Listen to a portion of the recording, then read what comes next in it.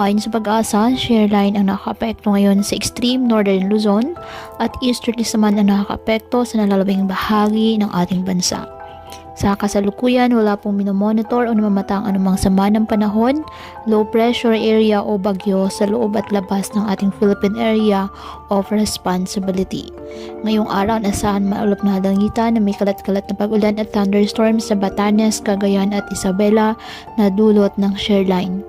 Habang sa nalalabing bahagi ng bansa kasama ng Metro Manila, bahagyang maulap hanggang maulap na langitan with isolated rain showers or thunderstorms dahil po sa easterlies. Kaya patuloy pa rin po natin na pinag-iingat ang ating mga kababayan sa banta pa rin ng mga posibleng pagbaha at pagguho ng lupa lalo na kapag may malalakas na ulan, at ugaliin po na magdala palagi ng payong o kahit anong panangga sa ulan, hindi ka naman po sa init ng araw kapag lalabas ng ating mga tahanan.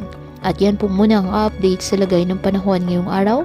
Muli patuloy po tayo na mag-ingat at palaging tandaan, God loves you. Stay safe and God bless.